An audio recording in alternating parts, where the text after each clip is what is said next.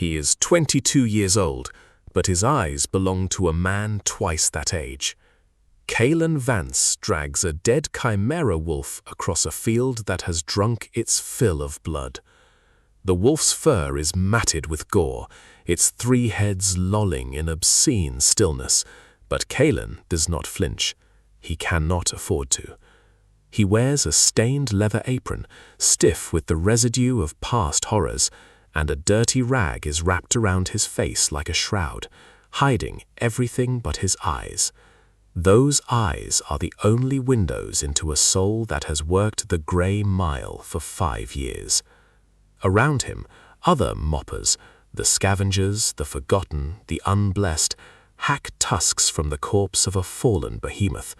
This is their world, the designated cleanup zone, the place where the awakened hunters leave their mess and the common people crawl in to claim the scraps. Kaelen's parents bled out on this same cursed ground when he was 17. They were moppers too, and because Kaelen was born without the spark of power, without the gifts that mark the awakened, he had no choice but to inherit the family trade, the only work in the city that pays enough to keep 4 younger siblings from starving. He supports them all now. Mira, the eldest sister, who stirs pots of thin stew and pretends she isn't hungry. Little Doran, who still believes monsters are only stories whispered to frighten children. And the twins, Sera and Finn, who share a single bed and cling to each other in the dark. Kaelen works so they never have to see what he sees, so they never have to smell what he smells. He tells himself it is enough. But the grey mile is never finished with its debt. A horn splits the air, a raw, desperate wail from the lookout. A rift pulse has been sighted. The awakened hunters, in their arrogance or exhaustion, missed a secondary breach. The ground begins to tremble. And then they come. Spine devils, huge and black, their bodies made of chitinous armor, their heads nothing but circular mouths full of grinding teeth. They erupt from the soil like rotten teeth pushing through diseased gums. Kaelen does not scream. He has no time for fear. The crew's leader, Bela, locks eyes with him across the chaos, and they both speak the same silent command: run. While the others flee, Kaelen and Bela turn to face the horde alone, executing the emergency zigzag evasion they have drilled 1,000 times. They dart, weave, and lead the devils on a desperate chase, buying their people 5 precious minutes. 5 minutes to reach the gate, 5 minutes to live. But 5 minutes is a knife that cuts both ways. When the time runs out, Kaelen and Bela find themselves surrounded. There is no path left, no escape. Only the 2 of them, backs pressed together like the last 2 trees in a burning forest. They raise their coated spears, crude things, but laced with enough toxin to pierce monster hide. They fight not with magic or miracles, but with years of desperate, bloody knowledge. They hold the line for 1 breath, then 2, then 10, and then the world turns to splinters of black and red. A spine devil impales Kaelen through the chest. He feels the cold spike slide between his ribs, a shock so profound it steals the air from his lungs. He does not think of revenge. He does not curse the awakened, or the rifts, or the cruel mathematics of a world that lets children starve while heroes collect glory. As his blood paints the soil of the grey mile, his final thoughts are soft, small, human. He sees Mira stirring a pot. He hears Doran laughing at a shadow in the corner of their tiny room. He feels the warmth of the twins, Sera and Finn, curled together in that single bed, their breathing slow and safe. Kaelen closes his eyes, and with the last ember of his will, he wishes for only one thing: a second chance, not for power, not for vengeance, just the chance to do it all over again, to hold them, to feed them, to keep the monsters away for good. And somewhere in the darkness between heartbeats, the universe tilts on its axis. Kaelen gasps awake like a drowning man breaking the surface of a frozen lake. His body jerks upright. He is 17 years old. He knows this because he is sitting on the broken couch in his family's small apartment, the same couch where he used to fall asleep as a boy, listening to his parents argue quietly about money in the next room. The fabric is rough under his palms. The air smells of cheap synth broth and the faint metallic tang of the city's recycled oxygen. He blinks once, twice. His heart is hammering against his ribs. He was just impaled. He felt the cold spikes slide between his ribs. He watched his blood paint the soil of the Grey Mile. And now he is here. In the past, the wish he made with his dying breath, a second chance, has been granted.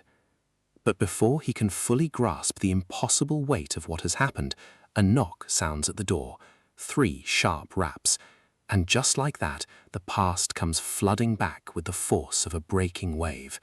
He knows who is on the other side. He remembers this day with a clarity that feels like broken glass lodged in his throat. This is the day the Mopper's runners came, 2 young women, barely older than him, wearing the same stained aprons and tired eyes as everyone who works the Grey Mile. Their job is to deliver messages, and today their message will destroy his world all over again. He opens the door. They stand there, shifting their weight from foot to foot, unable to look him directly in the eye. One of them clutches a worn data slate. The other holds her own hands together as if praying. Their sorrow is raw, visible. They have done this before. They will do it again. The one with the slate finally speaks. Her voice cracks. "Your parents' crew was ambushed near the eastern wall." She pauses, swallows. Both confirmed dead. The words hang in the stale air of the hallway. Last time, Kaelen crumbled. Last time, he fell to his knees and sobbed until his throat was raw. Last time, the grief nearly swallowed him whole. But not this time. This time, he looks at the 2 runners with steady eyes. He thanks them, quietly, genuinely, and closes the door. His hands do not tremble. His breath does not hitch. He has already died once. He will not let grief steal another moment. He turns to face his siblings. Mira, the eldest sister, is stirring a pot on the salvaged induction coil. Little Doran is on the floor, playing with his crude wolf plushie. The twins, Sera and Finn, are curled together on their shared bed, watching him with wide, innocent eyes.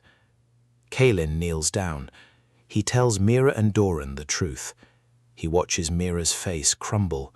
He watches Doran's brow furrow in confusion, too young to understand what death truly means. But when he turns to Sera and Finn, he lies. He tells them their parents have been transferred to another city. They will be away for 2 or 3 years, he says. It is a kindness they will one day forgive him for. Mira steps outside to cry alone. Doran returns to his toy. Sera and Finn hold each other tighter than before. And Kaelen remembers. He remembers this day from his first life. He remembers the despair that followed, the suffocating weight of sudden responsibility, the sleepless nights, the slow, grinding erosion of hope.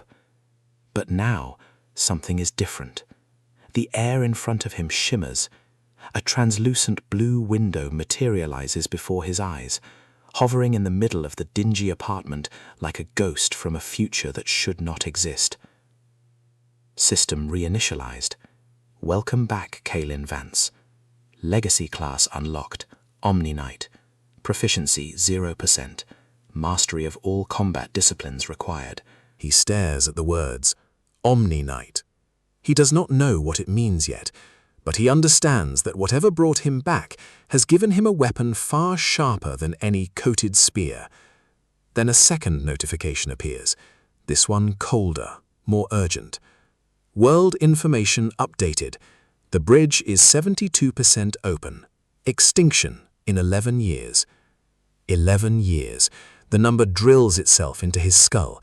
11 years until everything ends, until the monsters win, until the city falls, until Mira, Doran, Sera, and Finn become nothing but memories scattered across a dead world. Kaelen clenches his fists so tightly his knuckles turn white. His jaw is set, his eyes, Those same exhausted eyes from the grey mile now burn with something new. Not desperation, not grief, determination. He has 11 years to save everyone. He has 11 years to become something more than a mopper, more than a corpse left to rot in the mud. He looks at his siblings, Mira weeping on the balcony, Doran hugging his toy, the twins holding each other, and he makes a silent promise.